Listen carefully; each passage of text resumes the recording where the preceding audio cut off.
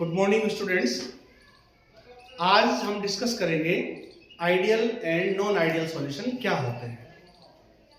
Solutions तो आपने बहुत सारे देखे हैं, लेकिन एक सॉल्यूशन को आइडियल होने के लिए क्या कंडीशन होनी चाहिए और आइडियल सॉल्यूशन और नॉन आइडियल सॉल्यूशन को हम किस तरह से डिफरेंशिएट कर सकते हैं। तो आइए शुरू करें। Ideal solution, what is ideal solution? Ideal solution, first point of ideal solution is that the solution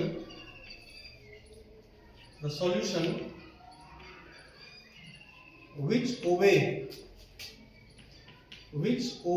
the Raoult's law,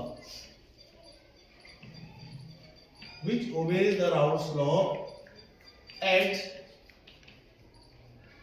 any temperature and all concentration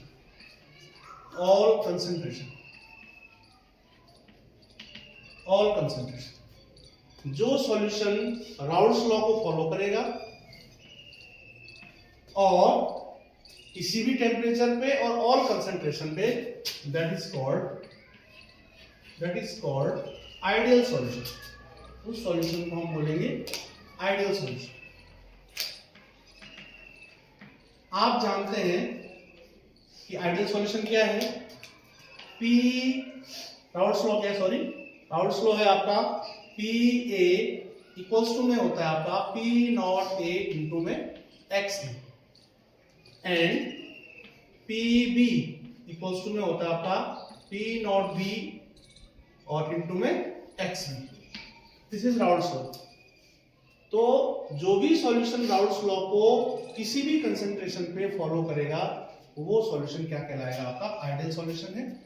और Raoult's law P A equals to P not A into में X A, P B equals to P not B into में X B को follow करेगा, that is ideal solution. Third condition क्या है? The solution in which, ऐसा सॉल्यूशन जिसमें delta V mix equals to zero हो। What do you mean by delta V mix equals to zero? यदि मेरे पास दो सॉल्यूशन है, दो लिक्विड है मेरे पास, लिक्विड ए और लिक्विड बी। अगर मैं दोनों को मिक्स करता हूं और मिक्स करने के बाद जो टोटल वॉल्यूम है उसमें कोई चेंज नहीं आता है, यानी कि delta V mix equals to zero हो जाता है, तो इसका मतलब दैट सॉल्यूशन इज आइडियल। कैसे आप डिफाइन करेंगे? जैसे मान लो आपके पास ए लिक्विड है, ये a liquid, this is a liquid, ये आपके पास बी लिक्विड है, ये 50 ml है, इसका वॉल्यूम 50 ml है, ये बी लिक्विड है। जब हमने इन दोनों को मिला दिया तो सॉल्यूशन बन गया, वो बन गया आपका ए प्लस बी, और जो टोटल वॉल्यूम है वो कितना आया आपका 100। ए का वॉल्यूम था 50 और बी का वॉल्यूम था 50। जब दोनों को हमने मिला दिया सॉल्यूशन बन गया, तो उसका जो वॉल्यूम आ गया वो आ गया आपका 100 ml। तो इसका मतलब क्या हुआ? There is no change in volume. Total volume किसके बराबर हो गया? जो इंडिविजुअल वॉल्यूम्स का सम।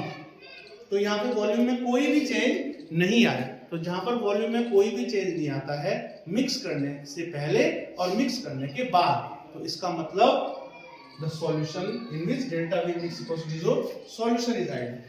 तो वहां पे सॉल्यूशन क्या होगा? Ideal. Solution is ideal. Fourth point क्या है कि the solution in which delta H mix equals to में जीरो। इसका मतलब क्या हुआ कि जब हम दो लिक्विड्स को आपस में मिलाते हैं तो उस दौरान ना तो कोई हीट एब्जॉर्ब होती है और ना ही कोई हीट इवॉल्व होती है, ना तो एब्जॉर्ब और ना ही इवॉल्व होती है। उस समय डेल्टा एच मिक्स क्या होगा? आपका जीरो। तो यानी कि दो लिक्विड्स को मिलाने पे ना तो हीट निकल रही है और ना ही हीट एब्जॉर्ब हो रही है, तो ऐसा सॉल्यूशन क्या कहलाएगा? आपका आइडियल सॉल्यूशन कहलाएगा। The solution in which delta H mix equals to zero, it means it means no heat absorb and release. तो सॉल्यूशन क्या होगा आपका? आइडियल। हम आइडियल सॉल्यूशन की बात कर रहे हैं, तो सॉल्यूशन क्या होगा? आइडियल। दूसरा, अगर आपके पास दो लिक्विड है और दो लिक्विड्स के, ए लिक्विड और बी लिक्विड, इनके बीच में जो magnitude of force of attraction है, वही जब हम दोनों लिक्विड को मिलाएंगे और सॉल्यूशन के मॉलिक्यूल्स के बीच में वही फोर्स ऑफ अट्रैक्शन अगर आपको मिलता है, तो इसका मतलब सॉल्यूशन क्या है? Ideal. There is no change in force of attraction between pure component and after mixing the components. क्या कहा मैंने? अगर आपके पास दो कंपोनेंट है, ए ये अलग है और बी ये दो लिक्विड है, इनके बीच में जो फोर्स ऑफ अट्रैक्शन है इंडिविजुअल, और जब इन दोनों को मिला दिया तो क्या बनेगा आपका? ए बी बनेगा। अगर वो क्या है? सेम है। Magnitude of force of attraction between A equals to में magnitude of force of attraction between B equals to magnitude of force of attraction अगर ए बी। यानी कि मिलाने से पहले इसमें जो फोर्स ऑफ अट्रैक्शन था, मिलाने से पहले इसमें जो फोर्स ऑफ अट्रैक्शन था, मिलाने के बाद ए बी बन गया, उसमें जो फोर्स ऑफ अट्रैक्शन है अगर वो सेम हो, हर जगह फोर्स ऑफ अट्रैक्शन अगर सेम है, तो इसका मतलब सॉल्यूशन क्या है आपका? आइडियल। तो ये आइडियल सॉल्यूशन के कुछ कैरेक्टर्स हैं। यानी कि क्या लिखेंगे? Force of attraction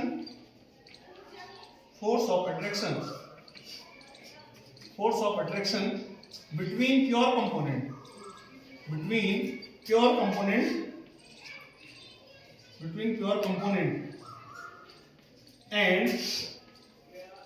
and solution. If same, that is solution is ideal.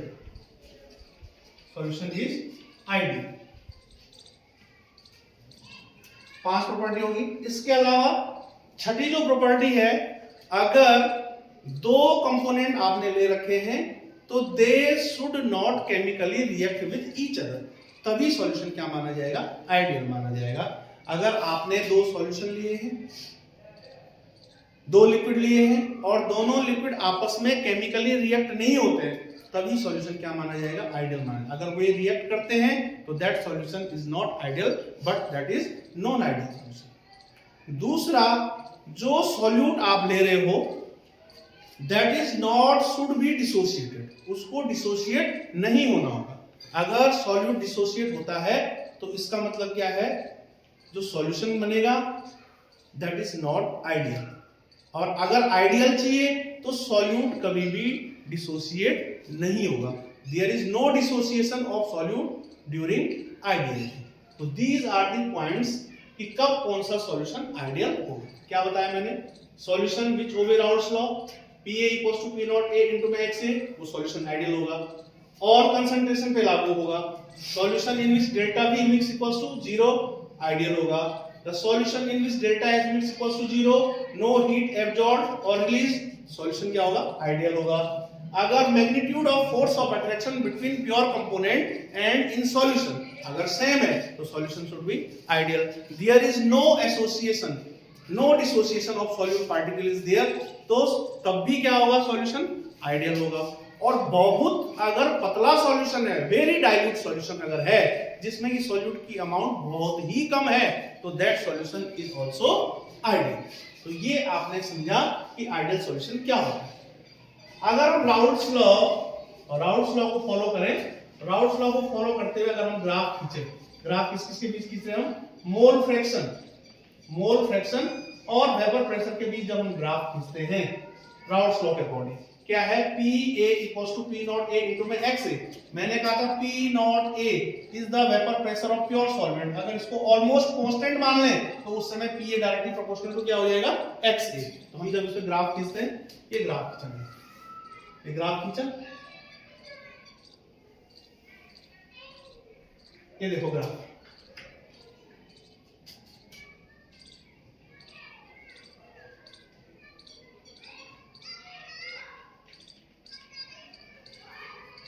ये ग्राफ मैंने खींचा, ये क्या दिखा रहा है आपका? ये दिखा रहा है कि vapour pressure totally depend on X A बढ़ेगा तो वेपर प्रेशर भी बढ़ेगा। स्ट्रेट लाइन दिखाया आपको, स्ट्रेट लाइन। तो ये ग्राफ शो कर रहा है आपका स्ट्रेट लाइन। यहां पे आप लिखेंगे पी नॉट ए, यहां लिखेंगे P not be, P not be. तो ये ग्राफ है आपका आइडियल सॉल्यूशन के लिए। यहां पे कोई भी क्या नहीं है, वेरिएशन नहीं है। लेकिन जब हम नॉन आइडियल सॉल्यूशन की बात करते हैं तो इस ग्राफ में वेरिएशन आता है। अभी ये ग्राफ किसके लिए है? आइडियल सॉल्यूशन के लिए है, यानी कि जो राउल्ट्स लॉ को फॉलो कर रहा है। तो राउल्ट्स लॉ को फॉलो करेगा तो X A directly proportional to क्या हो जाएगा? बीपी हो जाएगा, वेपर प्रेशर हो जाएगा। तो जैसे जैसे एक्स ए बढ़ेगा वैसे वैसे वेपर प्रेशर भी बढ़ता है। तो आइडियल में क्या होता है? पी टोटल, जो पी टोटल होता है वो किसके बराबर हो जाएगा? P A plus P B. और ये क्या है आपका? पी ए इक्वल्स टू में क्या है? पी नॉट ए इंटू में एक्स ए। और ये क्या है आपका? पी बी इक्वल्स में क्या हो जाएगा? पी नॉट बी इंटू में एक्स बी। और मैंने क्या कहा था? जो टोटल प्रेशर है is the sum of total pressure is equals to sum of partial pressures. P A plus P B क्या हो जाता है आपका? पी टोटल हो जाता है। तो यानी कि ये बढ़ेगा तो पी टोटल भी बढ़ेगा। तो मैं कल बता चुका। क्लियर हो गया? So this is the graph for the ideal solution. Thank you.